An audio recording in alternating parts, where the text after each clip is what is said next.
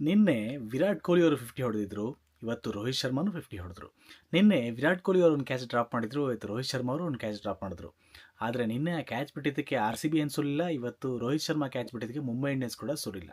In fact Mumbai Indians ಅವರು 14 ವರ್ಷ ಆದಮೇಲೆ ಮೊದಲನೇ ಮ್ಯಾಚು IPLನಲ್ಲಿ ಗೆದ್ದಿದ್ದಾರೆ. ಅಂದರೆ IPLನ ಮೊದಲನೇ ಮ್ಯಾಚನ್ನು ಆ ಮುಂಬೈ ಇಂಡಿಯನ್ಸ್ ಅವರು ಸತತವಾಗಿ ಸೋಲ್ತಾನೇ ಬಂದಿದ್ದು 2012ರಿಂದ.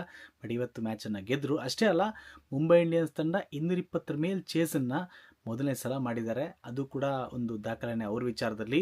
ಇವತ್ತಿನ ಮ್ಯಾಚಲ್ಲಿ KKR ತಂಡ ಟಾಸನ್ನು ಸೋತರು, ಮ್ಯಾಚನ್ನು ಸೋತರು. ನಿನ್ನೆನೂ ಅದೇ ಕತೆ ಆಗಿತ್ತು ಅಲ್ವಾ. ಇವತ್ತು ಅಜಿಂಕ್ಯ ರಹಾನೆ ಅವರು KKR ಪರ ನಿನ್ನೆ ಇಶಾನ್ ಕಿಶನ್ ಥರನೇ ಚೆನ್ನಾಗಿ ಆಡಿದ್ರು, 50 ಹೊಡೆದ್ರು. Again ended up in losing cause ಅಂತ ಹೇಳ್ಬೋದು. ಎರಡು ಮ್ಯಾಚು ಎಷ್ಟೊಂದು ಸಿಮಿಲಾರಿಟಿಗಳಲ್ವಾ. ಇವತ್ತು ರೋಹಿತ್ ಶರ್ಮಾ ರಿಕಲ್ಟನ್ನು ಓಪನಿಂಗ್ ಅದ್ಭುತವಾದ ಪಾರ್ಟ್ನರ್ಶಿಪ್ ಬಂತು. 148 ಆಗಿದ್ದ ರೋಹಿತ್ ಶರ್ಮಾ ಔಟ್ ಆಗಿದ್ದು 78 ರನ್ಗಳನ್ನ ಗಳಿಸಿದ್ರು. 6 ಫಿಟ್ ಆಗಿದ್ದಾರೆ, ಸಖತ್ತಾಗಿ ಆಡ್ತಾ ಇದ್ದಾರೆ.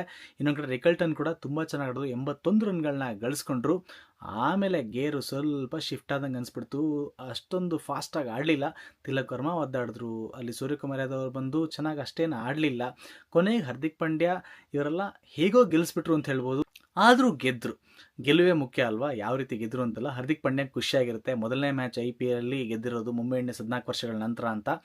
ಇದಕ್ಕೆ ಮುಖ್ಯವಾದ ಕಾರಣ ಗೆಲುವಿಗೆ ಹೇಗೆ ರಿಕಲ್ಟನ್ ಮತ್ತು ರೋಹಿತ್ ಶರ್ಮಾ ಕಾರಣನೋ ಹಾಗೆ ಶರ್ದುಲ್ ಠಾಕೂರ್ ಅವರು ಕಾರಣ ಅಂತ ಹೇಳ್ಬೋದು. ಯಾಕೆಂದರೆ 4 ಓವರಿಗೆ 39 ರನ್ಗಳನ್ನ ಕೊಟ್ಟು 3 ವಿಕೆಟ್ಗಳನ್ನ ತೊಗೊಂಡಿದ್ದಾರೆ. ಒಂದು ಅಜಿಂಕ್ಯ ರಹಾನೆ 40 ಬಾಲಿ 67 ರನ್ಗಳನ್ನ ಗಳಿಸಿದ್ರು. ಫಿಲ್ ಸಾಲ್ಟ್ ಅವರು 17 ಬಾಲಿ 37 ಗಳಿಸಿದ್ರು. ಆಮೇಲೆ ಗ್ರೀನ್ ಅವರು ಇವರು 3 ಜನರ ವಿಕೆಟನ್ನು ತಗೊಂಡಿದ್ದು ಶರ್ದುಲ್ ಠಾಕೂರ್ ಅವರು. ಅಲ್ಲಿಂದನೇ 5th ಗೇರ್ಲಿದ್ದಂಥ KKR ತಂಡ ಅಂದರೆ 8ನೇ ಓವರಿಗೆ 100 ರನ್ ಆಗಿಬಿಟ್ಟಿತ್ತು. ಪವರ್ ಪ್ಲೇಯಲ್ಲಿ 78 ರನ್ ಹೊಡೆದಿದ್ರು. ಬಟ್ ಕೊನೆಗೆ ಸ್ಲೋ ಆಗ್ತಾ ಗೇರ್ ಕಮ್ಮಿ ಆಗ್ತಾ ಕೊನೆಗೆ ಅಲ್ಲಿ ರಘುವಂಶಿ ಅವರು 51 ರನ್ಗಳನ್ನ ಗಳಿಸಿದ್ರು ಕೂಡ ಉಳಿದವರು ಅಷ್ಟು ಫಾಸ್ಟಾಗಿ ಆಡಲಿಲ್ಲ. ರಿಂಕು ಸಿಂಗ್ ಅವರೇ ಸ್ವಲ್ಪ ಪರದಾಡ್ದಂಗಿತ್ತು. ಬುಮ್ರಾ ಅಗೇನ್ ಮ್ಯಾಜಿಕನ್ನು ಮಾಡಿದ್ರು, ವಿಕೆಟ್ ತೆಗೆದೇ ಇದ್ರು. 4 ಓವರಿಗೆ ಕೊಟ್ಟಿದ್ದು 35 ರನ್ ಅಷ್ಟೇ. ಅಗೇನ್ ಬುಮ್ರಾ ಅವರು ಅದೇ ರೀತಿ ಚೆನ್ನಾಗಿ ಬೌಲಿಂಗನ್ನು ಮಾಡ್ತಾ ಇದ್ದಾರೆ.